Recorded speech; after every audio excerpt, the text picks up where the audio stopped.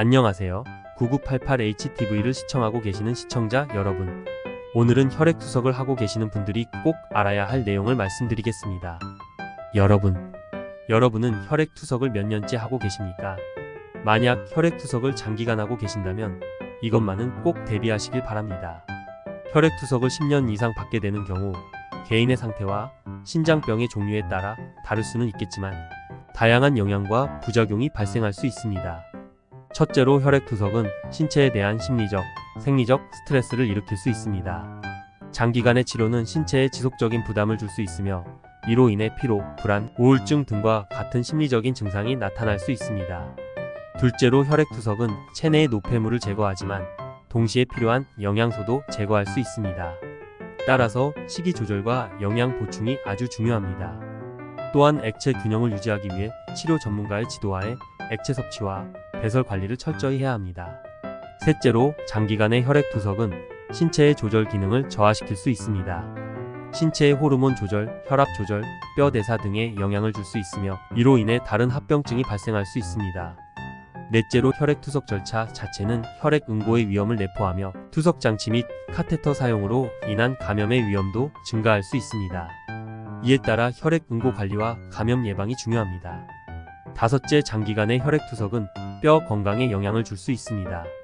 신장 기능이 저하되면서 칼슘과 인의 균형이 깨질 수 있으며 이로 인해 골다공증과 같은 뼈 관련 문제가 발생할 수 있습니다.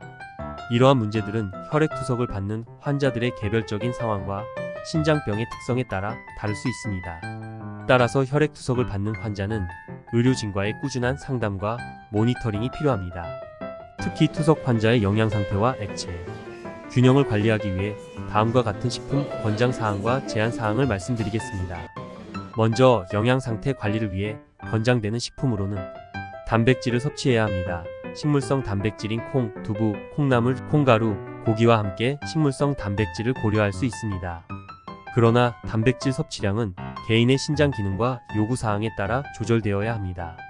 다음은 신선한 과일과 채소는 비타민, 미네랄 및 식이섬유를 풍부하게 함유하고 있습니다.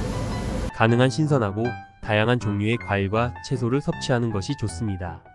마지막으로 현미, 귀리, 퀴노아 등의 곡물은 영양소와 식이섬유를 제공합니다.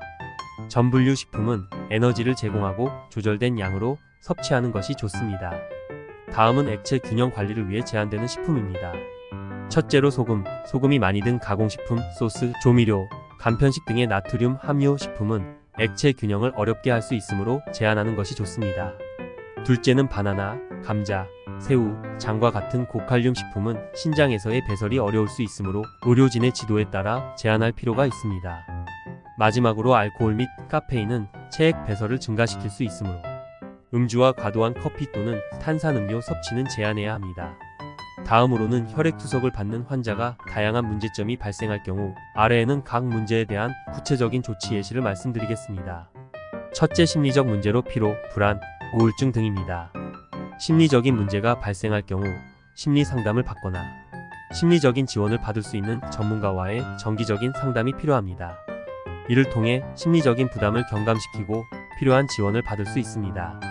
둘째로는 영양 상태 및 액체 균형 관리 문제입니다. 영양사와의 상담을 통해 개인의 영양 요구 사항을 파악하고 적절한 식이 조절 계획을 수립해야 합니다. 식사 계획, 단백질 섭취량, 액체 섭취량 등을 조절하여 영양 상태와 액체 균형을 유지할 수 있습니다. 세 번째로는 신체 조절 기능의 감소에 대하여 말씀드립니다.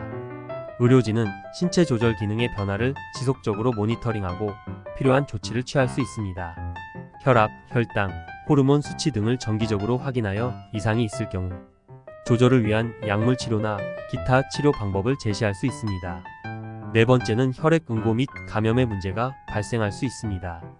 혈액 응고의 위험을 감소시키기 위해 혈액 응고 관리에 특별한 주의가 필요합니다. 혈액 응고를 예방하기 위해 항응고제를 사용하거나 필요한 경우 혈액 희석제를 투여할 수 있습니다. 그리고 감염 예방을 위해 투석 절차 전후에 손 씻기, 깨끗한 환경 유지, 카테터 관리 등의 감염 예방 조치를 철저히 해야 합니다. 마지막으로 뼈 건강에 문제가 발생할 경우 뼈 건강을 유지하기 위해 칼슘과 비타민 D의 섭취가 중요합니다. 의료진과 협의하여 칼슘 및 비타민 D 보충제를 복용할 수 있습니다.